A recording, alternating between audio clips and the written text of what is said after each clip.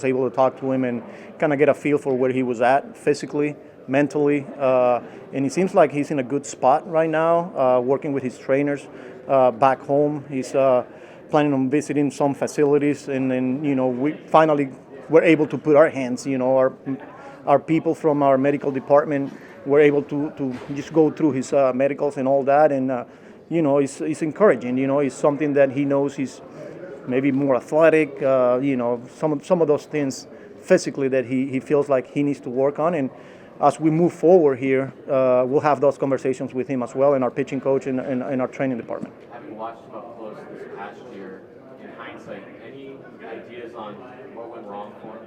It's kind of hard to tell, because he missed a lot of the time early on with injuries, and then it was a struggle for him, and look, he went through a lot, but the one thing that Sevy's got is he wants to take the ball.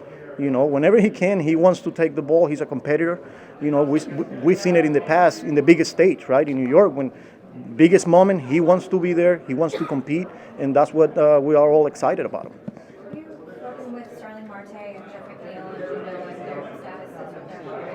Yeah, I spoke to both of them. I've been in touch with them. They seem to be doing pretty good. McNeil's been up, back and forth going to New York and getting checked out, but seems like he's going to be able to go through his normal off season. My conversations with him were not concerned. Same way with Starling. He's going through his normal routine in the Dominican. Planning on probably making a visit over there to the Dominican and meet some of our people in the Dominican complex. And Mauricio's playing in winter ball. We'll, planning on meeting with Marte as well. But as so far it's been great. How do you view Mauricio defensively going forward? I know he's going to play a lot of third in the Dominican. Special talent, he's got some great tools, and his ability to play around the infield is a plus, right? He can play short, he can play third, he can play second. We're still a few weeks away, before we have to make a decision. But I like the versatility, the tools. He's an exciting player. Do you have to make a decision at all, or can you go in more open-minded about him defensively? Well, I mean, we're always open-minded, right? So we'll see where we're at when we get to spring training, and I'm just excited to have him and get to know him and watch him play and perform. Sorry, how do you see third base in general? You obviously have three young players who were rookies last year in that position, but how do you see sort of that position looking up? Yeah, I mean, look, the talent's there, right? We got Brett, who's another really good-looking player. Spoke with him the other day. He's excited. We got Mauricio. I mean, we added Wendell. So there's depth there, obviously, right? But like I said, we're a few weeks away, so we have to report and then make that final decision towards the end of spring training. Hopefully, we're in a position where we won't have to make some difficult decisions because they're going to make it hard for us. But again, we're pretty excited with what we have. Are you guys looking at Wendell mostly at third base, or is he another one of those who play? Everywhere, I watched Wendell play when he was with the Rays a lot, and this is a guy that's got the ability to play multiple positions. He's a plus defender not only at third base, but he can play second, he can play shortstop, and, his presence in the clubhouse as well. This is a guy that wants to win. He's a competitor. He's a great teammate, and everything that we're hearing from people that being with him is been great. And we, again, another guy that we're excited to have on our team.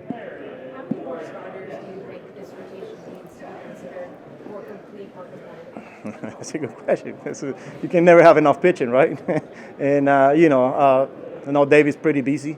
We added Sevy, obviously Quintana, Senga, and McGill, and, a lot of the guys we got. But we're going to need arms, to get through 162 plus, you're going to need the depth. And, we'll see where he ends up. You guys used a six-man rotation a bunch last year. Have you guys talked about how you want to use whether five-man or six-man? We haven't had that discussion. I'm pretty sure we'll get there at some point. But yeah, it's nothing new here. Not only for the Mets, but for baseball in general. Whether it's better to go 6 men. It depends where you are on the schedule. If that's something that you want to do throughout the whole year, is that something that you want to take advantage of off days? And it depends who's on your rotation, bullpen. There's a lot that goes into these decisions. But yeah, it's baseball nowadays, right? So open to anything. That you have a lot more infielders than outfielders right now. Are you just looking at McNeil more as a corner outfielder, or is he still kind of the second base? Yeah, not necessarily. Look, again, this is another guy that provides a lot of versatility, right? He can play second base, he can play corner outfield, and he's a plus defender anywhere you put him. And again, he wants to win. He wants to contribute. And it's early to tell, but it's a guy that won a batting champ last year, right? And excited to get to work with him and having a bounce back year. Through several weeks on the job, what has surprised you most?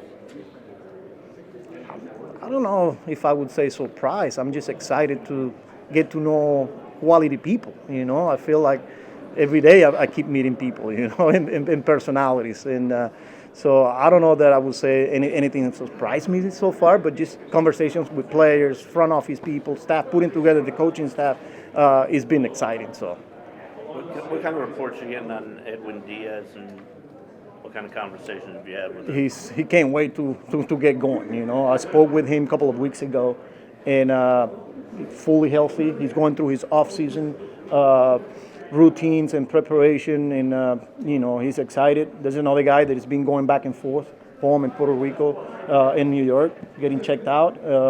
And yeah, I mean, he's one of those where we can't wait to have him on spring training and get him going. Do you anticipate it being just normal spring training for him?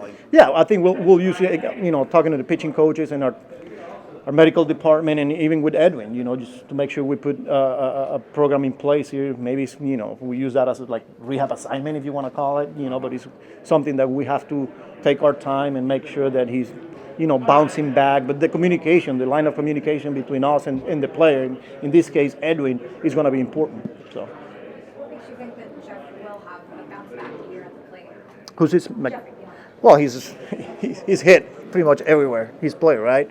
Coming up through the system in the minor leagues, at the big league level, I have no doubt that this guy is gonna. You don't win batting titles by accident, and this guy is a gifted hitter. This is a guy that sprayed the ball all over the field. I remember, having to position our infielders against him. It was difficult because he's a guy that will go the other way. We can pull it. Like he plays, he's got that ability to manipulate the bat and put the bat on the ball. So I have no doubt that Jeff is going to be the player he's, and the hitter he's capable of. What has the evaluation been like, just looking at this roster as a whole, and what have you kind of relied upon to kind of get to know the ins and outs of what the roster has been like so far? Yeah, I mean, look, excited with the talent that we currently have on our team, especially from the position player side. We got, Senga, who just finished second on the Rookie of the Year, right? Quintana. We got work to do on the pitching side. It's not a secret, and David's been, pretty vocal about it. But excited with the talent that we currently have, especially some of the younger players that we have on our roster too. So excited. Do you think your DH is on your roster right now, or is it probably somebody you're still going to get this winter? That's a good one. I don't know. I mean, it's kind of too early to tell, right? We're a few weeks away, month away from opening day, so we'll see how the winter unfolds. Would you like your DH to be like a set guy each day, or would you like to use that spot to rotate? I mean, this is some of the conversations that me and David are having day in and day out. It's one of those where would you want to keep it flexible for some of the other guys and use it as an off day, even though they're going to be in the lineup?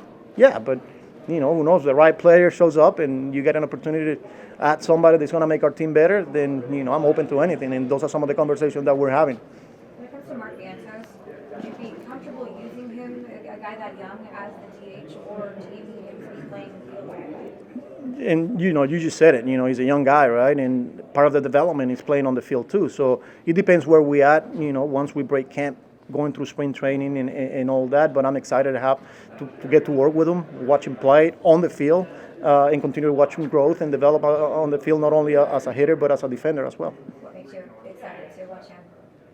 Tools, everything. He's like I say, he's a young guy that's put himself in a position to compete and earn playing time. So I'm excited for that. Carlos, one on your former team. What kind of a hitting coach are the Yankees getting with James Rouse? And you go way back with him in the organization. Quality person. I go back with James, our years in the minor leagues with the Yankees when he was a coordinator and I was a coordinator as well. His ability to connect with people, to relate with people, and a lot of different personalities, not only players, coaches, front office, and be able have that ability to blend the information with what the players feeling, they got a good one on James Rosen. Would you be comfortable going into spring training having open competition for certain spots, like starting spots in the roster? If I'm open to it, yeah. I mean, competition is always great, right? And we're not going to shy away from competition. And I think myself, David, we've been pretty vocal about it. And I think competition is always a good thing, and it's healthy. And I think it's only going to make all of us better. So. What's the best part of the winter meetings for you? Getting to see a lot of familiar faces, like people that I haven't seen in years, and then some of the people that I was just with, not too long ago. It's been great. Is this your first time to the winter? It's my second time. First time I came over was when I first got the job to join Aaron Boone's staff with the Yankees back in 2017. So. What is your overall outlook on diversity at the coaching level and the managing level league-wide? It's great, I think it's 6 of us Latinos now getting the opportunity to manage at the big league level, which is great. This is a great opportunity for us to represent our, the Latin community and